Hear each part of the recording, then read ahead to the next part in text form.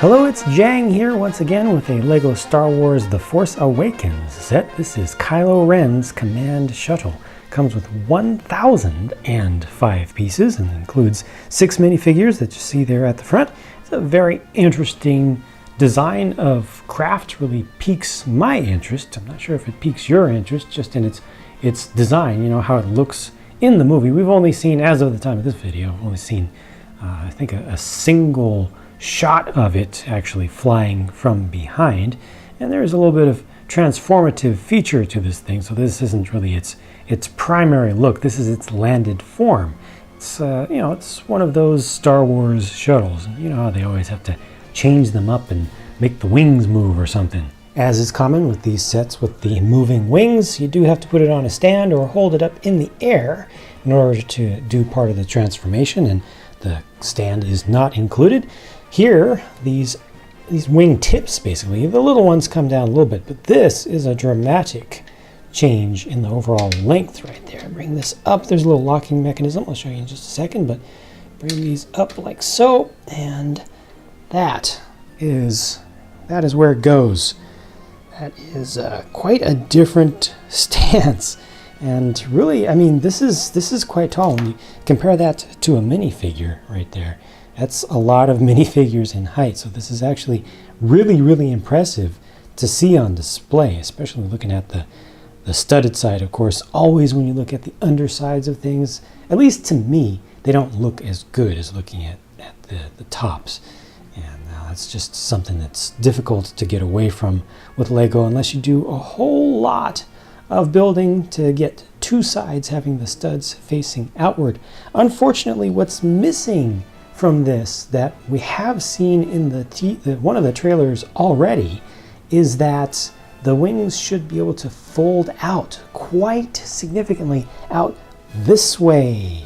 It should look like a ray that's going through the water with its winglets, if you will, kind of in an upward position. These should be angled out something like this, and that function just isn't there. I think the LEGO designers just didn't have that information for one reason or another. We don't know if it's their fault or if Disney didn't show them enough a year ago when they were just being shown just enough to start making these toys, but we'll have to see if other toy makers actually get that detail, or if LEGO even comes back and is able to make a different version of this that is able to bend the wings out. This does have a couple of spring-loaded shooters that are integrated well deep into the wings. I love it when they do that, when they hide them away, so it just adds just a little bit of color to the tip. It still works. There's a square hole on the side that allows you to get in there and push that down to actually fire the thing off, but you can just leave that out. You kind of have to have a small finger to fit in there to get that out, but you can just leave that out if you don't want to see the little bit of green, or you can just leave it in there like on the other side there, and it just adds just a little splash of color, a little idea of something that can shoot. Of course, these here are supposed to be the actual cannons on the actual movie model, but I think it fires close enough to that to make it feel kind of realistic. I love the texturing on the top here. This to me looks great. I love the different, pretty simple techniques that they use, but they're used to very good effect. Good use of these relatively new pieces, putting the stud just in upside down there, and all of this opens up to reveal the major interior section. This has a nice looking pilot seat with a headrest there, dual yoke controls, a printed console piece, and you see that this does not hold a figure with any studs. Your figure just sits on top of a grill piece, and then the feet get captured by the 1x2 panel with the separation down the middle. There are some clips on the sides that you can use to hold extra ammo and also to hold weapons, and there's enough space to put some figures right there, just standing them on the floor, standing up. However, this is actually the loading ramp, the main ramp. So that pushes down ever so slightly, not enough by any means to get a figure to actually walk out there, but that's why they have the grill pieces there is just little traction strips, basically. There's also an opening area behind the main cabin section, and you can also put some figures in there, but it is kind of cramped space, probably easier for just cargo that you can easily remove. While I'm back here, there's just a little better look at the engine detail, which is nothing to write home about, but it looks good. It looks appropriate. The proportions are right, and I think it just captures the important overall look of the thing up close or from a distance, based on what we've seen from the trailer so far.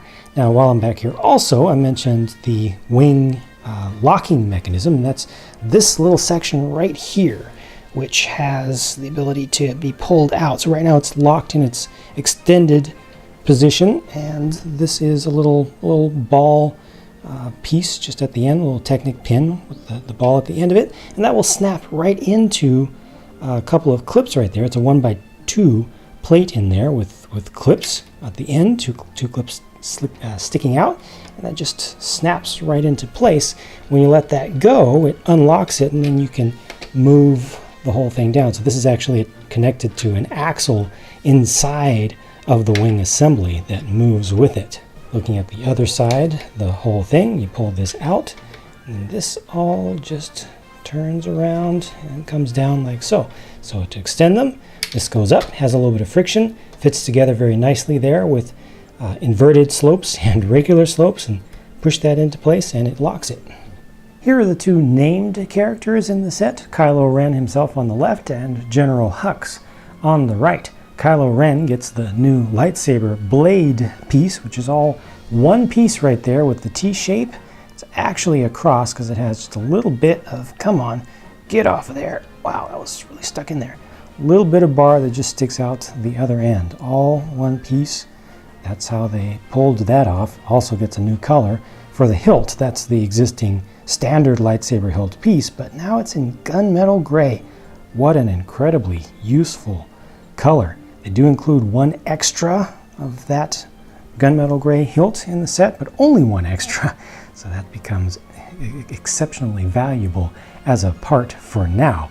A little bit of matte, well, a lot of matte actually, action going on with the hat for General Hux, and then just a little bit of a brim which has the more glossy finish to it.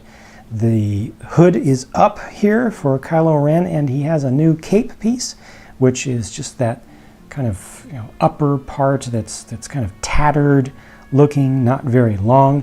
Does have print on the back of that torso. This is a fairly soft and pliable version of cape, not the old style of crinkly cape material.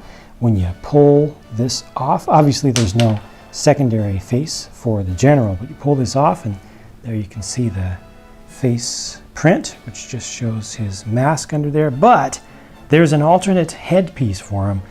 This one is funky.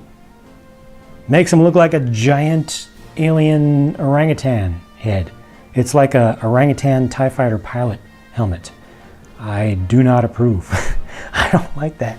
It's got the right shape, the right overall design, but it's just huge, which goes with the whole Lego thing. Lego always does that with their Imperial helms, but my goodness, that's I don't know, it's pretty big and pretty funky. It's gonna be tough to get used to that. Looks very much like Darth Vader's helm on the back, doesn't it? I wonder why that is. But yeah, that's what they give you. And of course, it's all just printed. And once again, more of the matte kind of satin texture used on this one. Thankfully, not all shiny. Now, none of these are named characters, but on the left is a generic female First Order officer. The Stormtrooper is a First Order Stormtrooper officer with the red sash, or the red, I don't know what you call that shoulder element that's just there for the look. And then you get two of the not Death Star troopers. No, those are First Order crew members, and they have identical prints between the two of them. Looking at these from the back, you see no alternate face for the one on the far left, which makes sense. No alternate face here, which is no surprise. No alternate face here, which is no surprise. No alternate face here either. I do appreciate getting two different skin tones, though. From the front, the Stormtrooper is Angry Clone again, but thankfully, these guys are not.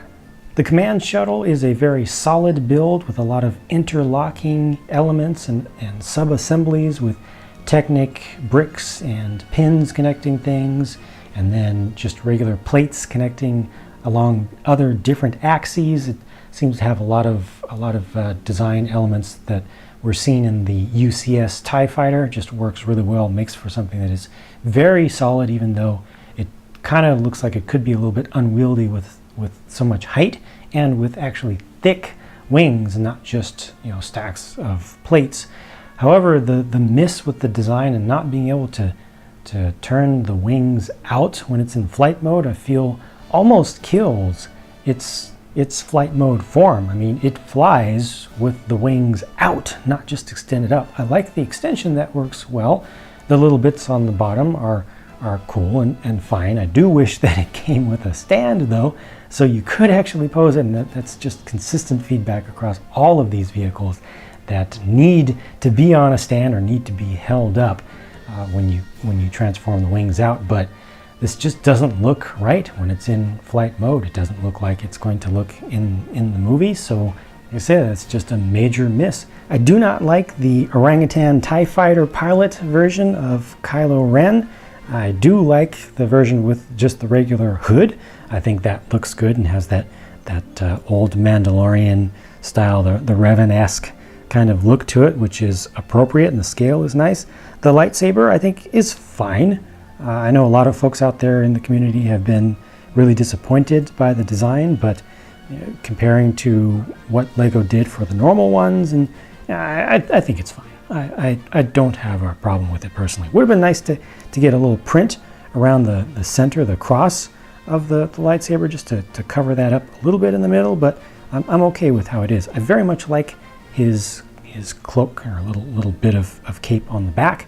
The rest of the figures are good. The price per part with this set is a little bit high, but it's not anything to revolt over. It does have a good number of fairly large parts, so I think that the value is there objectively, but when I look at the price of the thing, and then I look at its overall size, its overall stature, doesn't quite feel like it lines up. I think if they just made it so that the wings could fold out, that would make it take up so much more space. It would be such a larger display in flight mode, then that would have worked out value-wise, just subjectively for what I perceive for what I see versus how much I had to pay. Those are my thoughts about this set. Please do share what you think about the set and about the figures, and please do be specific in your feedback, as specific as you would like to. And of course, feel free to disagree with me. Thank you very much for watching, and I'll be talking to you again very soon.